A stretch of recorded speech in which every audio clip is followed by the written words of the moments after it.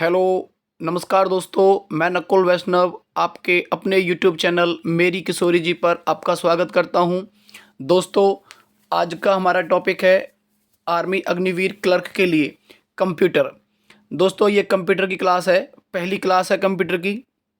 जितना भी कंप्यूटर जो ये 10 क्वेश्चन आते हैं कंप्यूटर के आर्मी क्लर्क के लिए, तो बहुत ही इम्पोर्टेंट सेशन रहने वाला है दोस्तों।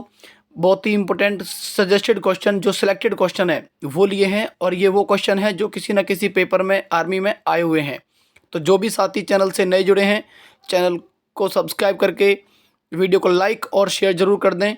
जिन साथियों ने चैनल को सब्सक्राइब नहीं किया है वो सब्सक्राइब जरूर करें भाई, और बेल आइकन को प्रेस कर लें, क्योंकि जैसे ही कोई वीडियो आएगी आपको साथ के साथ अपडेशन मिल जाएगी।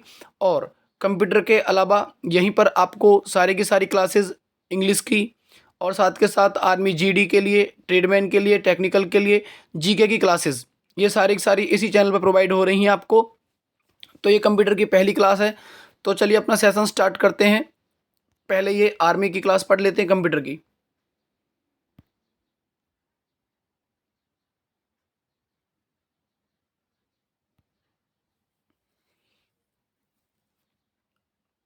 देखिए, आपको करना क्या है, इसमें साथ के साथ आप लोग या तो इनका स्क्रीनशॉट कर लें भाई, और स्क्रीनशॉट अगर नहीं कर पाते हो तो इनको लिख लें। बहुत ही इंपॉर्टेंट टॉपिक है, और ये टॉपिक है पहला मेमोरी का। ठीक है, तो बहुत ही सिलेक्टेड क्वेश्चंस हैं। देखिए, यहाँ पर पहला क्वेश्चन है कि मेमोरी कितने प्रकार की होती है। तो दोस्तों, यहाँ पर मेमोरी होती है 2 प्रकार की। 2 प्रकार की मेमोरी कौन कौन सी हैं? एक तो पहले प्राइमरी मेमोरी, और दूसरा है सेकेंडरी मेमोरी। दोस्तों, प्राइमरी मेमोरी को इंटरनल मेमोरी कहा जाता है, और सेकेंडरी मेमोरी को परमानेंट मेमोरी कहा जाता है। ये ध्यान रखना, जो प्राइमरी मेमोरी होती हैं वो इंटरनल मेमोरी होती हैं, और जो सेकेंडरी मेमोरी होती हैं इनको परमानेंट मेमोरी का नाम दिया गया है। तो प्राइमरी मेमोरी कितने प्रकार की होती है? अब यहाँ पर प्राइमरी के सब टाइप्स हैं। देखिए, जो प्राइमरी मेमोरी होती है वो 3 टाइप की होती है। पहले रैम, फिर रोम, और फिर कैशे मेमोरी।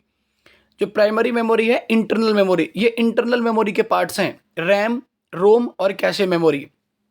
अच्छा, इनकी कंडीशन क्या है? सबसे पहले तो ये कि ये मेमोरी मैन्युफैक्चरर के द्वारा मदरबोर्ड पर लगाई जाती हैं। दोस्तों, ये जो रैम, रोम और कैशे मेमोरी हैं, जो मैन्युफैक्चर होता है, जो कंप्यूटर बनाता है, ये उसके द्वारा ही मदरबोर्ड पर लगाई जाती हैं। दूसरी कंडीशन, ये फास्ट मेमोरी होती हैं। ये जो प्राइमरी मेमोरी होती हैं, रैम, रोम और कैशे, ये फास्ट मेमोरी होती हैं। उसके बाद ये एक्सपेंसिव होती हैं, और ये क्या होती हैं? ये महंगी भी होती हैं। उसके बाद नेक्स्ट इसमें देखिए, ये लेस स्टोरेज कैपेसिटी की होती हैं। इनमें दोस्तों जो स्टोरेज होता है वो बहुत नाम मात्र का होता है। कहने का मतलब है इनकी कैपेसिटी एमबी और जीबी तक ही होती है बस। तो जो रैम, रोम और कैशे मेमोरी है, ये लेस स्टोरेज मेमोरी है, और इनकी कैपेसिटी एमबी और जीबी तक होती है। ध्यान रखना, जो रैम, रोम और कैशे मेमोरी है, इनकी जो कैपेसिटी है वो कितनी होती है? एमबी और जीबी तक। उसके बाद सेकेंडरी मेमोरी देखिए। सेकेंडरी में मेमोरी में क्या है? ये 3 प्रकार की होती है। पहले मैग्नेटिक, उसके बाद ऑप्टिकल, और उसके बाद फ्लैश मेमोरी। इसका क्या फंक्शन होता है? ये बाहर लगाई जाती हैं।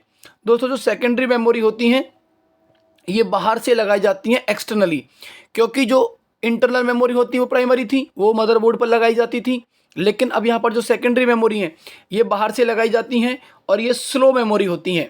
प्राइमरी होती हैं फास्ट, और सेकेंडरी होती हैं स्लो। ये सस्ती होती हैं, वो महंगी थी, एक्सपेंसिव थी। एक्सपेंसिव का मतलब है महंगी, और ये सस्ती होती हैं। उसके बाद ये मोर स्टोरेज कैपेसिटी की होती हैं। जो सेकेंडरी मेमोरी होती हैं इनकी जो स्टोरेज क्षमता होती है दोस्तों वो बहुत ज़्यादा होती है as compared to primary memory. इनकी जीबी और टीबी तक होती है। टीबी मतलब टेराबाइट तक। उसके बाद अब यहाँ पर थोड़ा डिस्कस कर लेते हैं रैम को। रैम क्या है? आपको सभी को पता होगा रैम के बारे में। रैम होता है random access memory. Random access memory. अच्छा, it is used for currently executed task data. यहाँ पर दोस्तों ये लाइन हिंदी में लिखी है, इंग्लिश में लिखी है, लेकिन मैं आपको उसको बता देता हूँ उसका मतलब क्या है।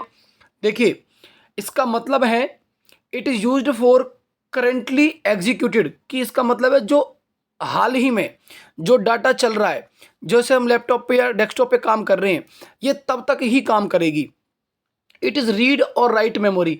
दोस्तों इसको रीड भी कर सकते हैं और राइट भी कर सकते हैं। कहने का मतलब पढ़ भी सकते हैं और लिख भी सकते हैं। ये टेम्परेरी मेमोरी होती है। कहने का मतलब ये अस्थायी मेमोरी होती है। रैम मेमोरी में सिर्फ डाटा प्रोसेस होता है, इसमें स्टोरेज नहीं होता है।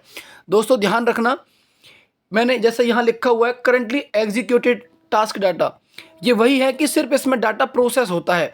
जैसे हम कोई काम कर रहे हैं, करते रहेंगे तो वो रैम में चलता रहेगा, लेकिन इसमें वो स्टोर नहीं होता है।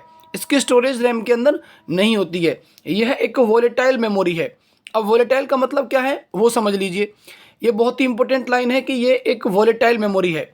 अच्छा, वोलेटाइल का मतलब ये है कि जैसे कंप्यूटर बंद करेंगे उसके बाद सारा डाटा लॉस्ट हो जाएगा। वोलेटाइल का मतलब ये है कि जब तक हम कंप्यूटर पे काम कर रहे हैं तब तक वो डाटा उसके अंदर रहेगा, लेकिन जैसे आप उसे बंद कर देंगे तो फिर उसके बाद में रैम में जो भी डाटा आपने इनपुट किया था वो सारा वहाँ से लॉस्ट हो जाएगा। अच्छा, उसके बाद में यह एक सेमीकंडक्टर मेमोरी का उदाहरण है। दोस्तों जो रैम मेमोरी है ये एक सेमीकंडक्टर मेमोरी है। उसके बाद इसमें आगे देखिए, यह आईसी चिप की बनी होती है। जो रैम मेमोरी होती है ये आईसी चिप की बनी होती है। और आईसी चिप किसकी बनी होती है? बहुत ही इंपॉर्टेंट क्वेश्चन है कि आईसी चिप जो होती है वो किसकी बनी होती है? दोस्तों ये बनी होती है सिलिकॉन की। आप याद रखेंगे ये सिलिकॉन की बनी होती हैं। आईसी का मतलब क्या? इंटीग्रेटेड, और सी का मतलब है सर्किट। तो आईसी की फुल फॉर्म होती है इंटीग्रेटेड सर्किट। दोस्तों इनकी फुल फॉर्म आपको जरूर याद करनी है। उसके बाद देखिए रैम मेमोरी। रोम आपने पढ़ लिया, सॉरी रैम में ही। अब रैम कितने प्रकार की होती है? रैम दोस्तों यहाँ पर दो प्रकार की होती है। एक तो होती है स्टैटिक रैम और एक होती है डायनेमिक रैम। रैम को ही दो टाइप हैं, स्टैटिक और डायनेमिक। स्टैटिक रैम क्या है? यह फास्ट मेमोरी होती है। अब दोनों की अगर कंपैरिजन करें स्टैटिक की और डायनेमिक की, तो स्टैटिक इसमें फास्ट मेमोरी होती है। इसका प्रयोग कभी कभी डाटा को एक्सेस करने के लिए किया जाता है।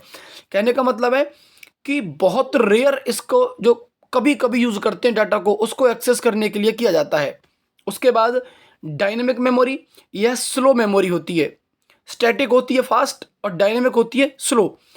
यह प्रोग्रामेबल मेमोरी है।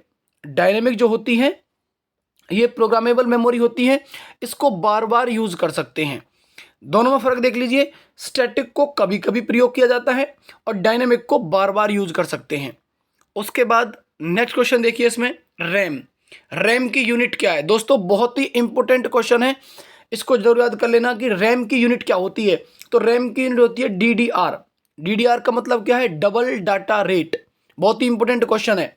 उसके बाद प्रिंटर की यूनिट क्या होती है? दोस्तों प्रिंटर की यूनिट होती है पीपीएम। बहुत ही इंपॉर्टेंट क्वेश्चन है।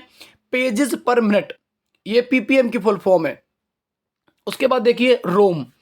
अब रैम के बाद में रोम है। रोम की फुल फॉर्म क्या है? Read only memory. दोस्तों यहां पर रोम को क्या कर सकते हैं आप? सिर्फ रीड कर सकते हैं, राइट नहीं कर सकते। रैम में क्या था? रैम को आप रीड भी कर सकते हो और राइट भी कर सकते हो, लेकिन रोम को क्या करोगे आप? रोम को आप सिर्फ रीड कर सकते हैं, इसको राइट नहीं कर सकते, लिख नहीं सकते। उसके बाद देखिए रोम की यूनिट क्या होती है? रोम की कोई भी यूनिट नहीं होती है। जैसा कि आपने ऊपर देखा है क्वेश्चन नंबर 6, रैम की यूनिट क्या है? डीडीआर। और रोम की यूनिट पूछ लें तो रोम की कोई भी यूनिट नहीं होती है। उसके बाद नेक्स्ट देखिए, इसमें अगला क्वेश्चन,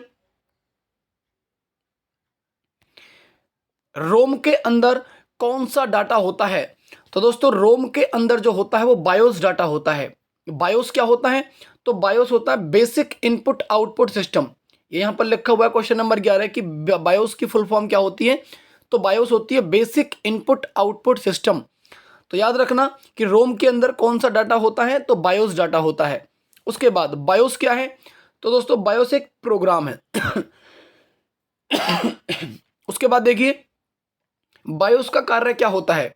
बायोस का कार्य होता है दोस्तों, इसका कार्य कंप्यूटर को स्टार्ट करना होता है। बेसिक इनपुट आउटपुट सिस्टम का कार्य क्या होता है? बायोस का कंप्यूटर को स्टार्ट करना होता है। बहुत ही इंपॉर्टेंट क्वेश्चन है, इसको समझ लीजिएगा आप। उसके बाद रोम क्या है? रोम एक परमानेंट मेमोरी है, जैसा कि आपने वहां पर पढ़ा था। रैम क्या है? रैम एक टेम्परेरी मेमोरी थी, लेकिन रोम क्या है? एक परमानेंट मेमोरी है। उसके बाद यह नॉन वोलेटाइल है। यहाँ पर ये क्या है, नॉन वोलेटाइल। रैम क्या थी, रैम थी दोस्तों वोलेटाइल मेमोरी, और रोम क्या है, ये नॉन वोलेटाइल मेमोरी है। उसके बाद अब देखिए, अब यहाँ पर ये बच्चों को प्रॉब्लम होगी कि नॉन वोलेटाइल मेमोरी क्या होती है। अब नॉन वोलेटाइल मेमोरी का मतलब क्या है, देखिए आपको मैंने यहां बताया था ये वाला वोलेटाइल मेमोरी क्या होती है। जैसे कंप्यूटर बंद करेंगे तो उसके बाद सारा डाटा लॉस्ट हो जाएगा, लेकिन दोस्तों रोम में क्या होता है, रोम में अगर कोई भी आप डाटा एक्सेस करेंगे तो वो वहां से लॉस्ट नहीं होगा, उसको आप दोबारा से देख सकते हैं। नेक्स्ट अगला क्वेश्चन देखिए, रोम मेमोरी। रोम मेमोरी कितने प्रकार की होती है, तो दोस्तों रोम मेमोरी होती है 3 प्रकार की। बहुत ही इंपॉर्टेंट क्वेश्चन है, रोम मेमोरी कितने प्रकार की होती है, 3 प्रकार की होती है। पहला type P ROM. P ROM का मतलब क्या है, प्रोग्रामेबल रीड ओनली मेमोरी, इनकी फुल फॉर्म आपको जरूर याद कर लेनी है। उसके बाद ईपी रोम। ईपी रोम क्या है, erasable programmable read only memory. उसके बाद में ईईपी रोम क्या है, electrically erasable programmable read only memory. तो ये थे रोम के टाइप, और रोम 3 टाइप की होती है, ये उनकी फुल फॉर्म है। उसके बाद सबसे फास्ट मेमोरी कौन सी होती है, तो दोस्तों याद रखना सबसे फास्ट मेमोरी होती है रजिस्टर। ये बहुत ही इंपॉर्टेंट क्वेश्चन है और ये एचएसएससी में पूछा गया क्वेश्चन है। तो सबसे फास्ट मेमोरी कौन सी होती है, रजिस्टर। तो दोस्तों आज सिर्फ इतने क्वेश्चन आप लोगों के लिए थे, 15 क्वेश्चन है। बहुत ही इंपॉर्टेंट सेशन है मेमोरी का। मेमोरी अभी इनकम्प्लीट है, अब इसको दूसरी क्लास में कंप्लीट करेंगे।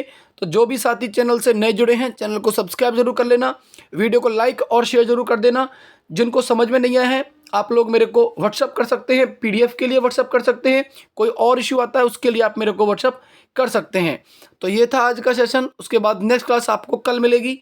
धन्यवाद।